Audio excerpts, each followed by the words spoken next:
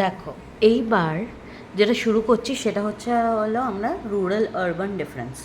Rural urban মানে আমরা 11এও প্রচুর পড়েছি, আর তাছাড়াও আমরা নর্মালি জানি রুরাল মানে যেগুলো গ্রাম্য অঞ্চল, আরবান মানে যেগুলো শহরের অঞ্চল বলছি। এবার কি বলছে, শুধু সেটাও না, রুরাল আরবানের যে মেজর জিনিসটা কি, একটা জায়গা রুরাল বা আরবান তো তখন ডিক্লেয়ার হয় তার ওয়ে অফ লিভিং মেনলি কিসের ওপর ডিপেন্ড করছে, এগ্রিকালচারে না ইন্ডাস্ট্রিতে। ইন্ডিয়া কিন্তু এখনও প্রিডমিনেন্টলি এগ্রিকালচারাল কান্ট্রি,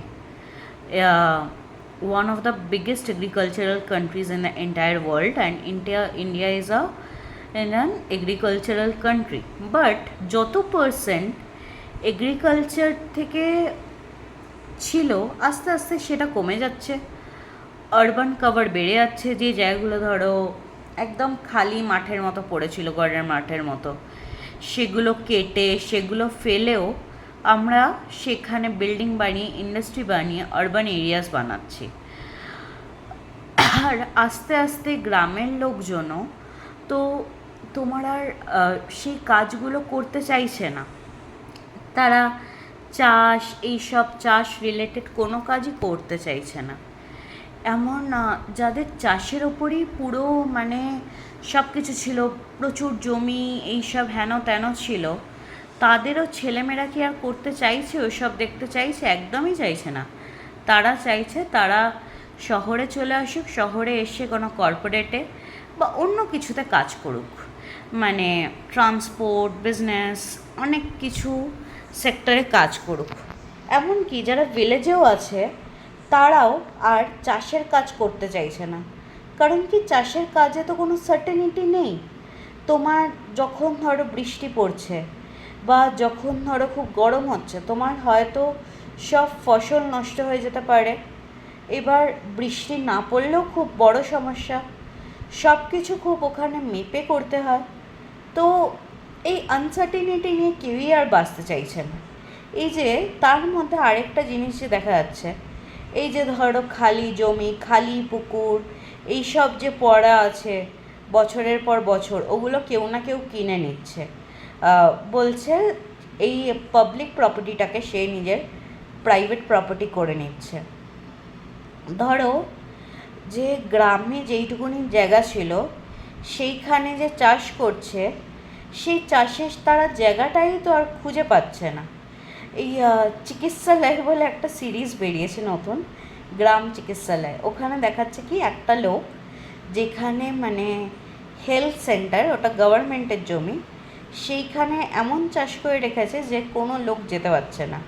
এই যে ডক্টরটা যে গেছে, সে টাকা দিয়ে ওই জায়গাটা কাটিয়ে দিয়েছে। এবার কেন সে এটা করছে?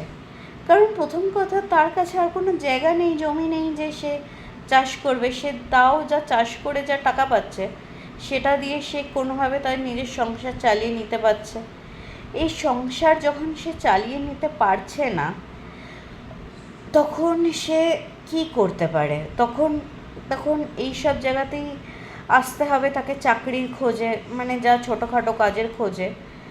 এই কলকাতা থেকে, বর্ধমান, এইসব সাইড থেকে, এই যেই জায়গাগুলো ধরো ইন্ডাস্ট্রিয়াল টাউন হয়ে যাচ্ছে পুরো, নতুন প্রচুর বিল্ডিং এসবের কাজ হচ্ছে, এত বর্ধমান এইসব থেকে, যদি তোমার কোভিডে মনে থাকে, মাইগ্রেন্ট লেবার্সদের ওপর একটা মানে খুব বড় খবরের কাগজ এইসবে দেখিয়েছিল। তারা বাড়ি ফিরতে পারছিল না, কারণ তারা এত দূরে দূরে বাড়ির থেকে।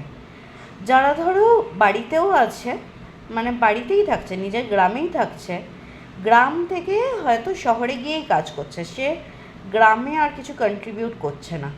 আর গ্রামের এই জমি জায়গা পুকুর কেউ কিনে নিচ্ছে, যার কাছে টাকা আছে, সে আর কোনো মানে এমনি লোক পারছে না এইসব ইউটিলাইজ করতে পারছে না। আর কিন্তু এবার জিনিসপত্রের তো দামও বাড়ছে, জিনিসপত্রের দাম বেড়ে যাচ্ছে, তার খরচাও বেড়ে যাচ্ছে।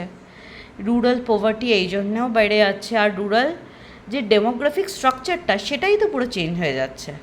আস্তে আস্তে ওখানে দেখা যাচ্ছে কি, হয়তো শুধু মহিলারা থাকছে, বয়স্করা থাকছে, কিংবা হয়তো কোনো মেয়েকে বিয়ে করেছে, তো এবার বিয়ে করে মেয়েটা নিজের শ্বশুরবাড়িতে গ্রামেই আছে, কিন্তু সে যে তার হাজব্যান্ডের সাথে, তার হাজব্যান্ডের নিজেই এখানে কীভাবে থাকে, হয়তো হয়তো যে বিল্ডিংয়ে কাজ করছে সেই বিল্ডিংয়ের তলায় শুচ্ছে, এই করছে, তারও কোনো ঠিক ঠিকানা নেই, সেও আসতে পারছে না। ওই জন্যে রুরাল স্ট্রাকচার আরবান স্ট্রাকচার অনেক ডিফারেন্সিয়েট হয়ে যাচ্ছে। আর আরবান সাইডে যেহেতু সবাই চলে আসছে, বেশিরভাগ মাইগ্রেট করে যাচ্ছে, এবার আরবান সোসাইটিতে যেহেতু বেশিরভাগ মাইগ্রেট করে যাচ্ছে, এবার আরবান এরিয়াজের ওপর চাপ পড়ছে যে আরও বেশি আমাকে জব ক্রিয়েট করতে হবে, আরও বেশি আমাকে রিসোর্সেস দিতে হবে, যা আছে তার চেয়েও আরও বেশি। জব মার্কেটে কম্পিটিশান আজকাল কেন আছে?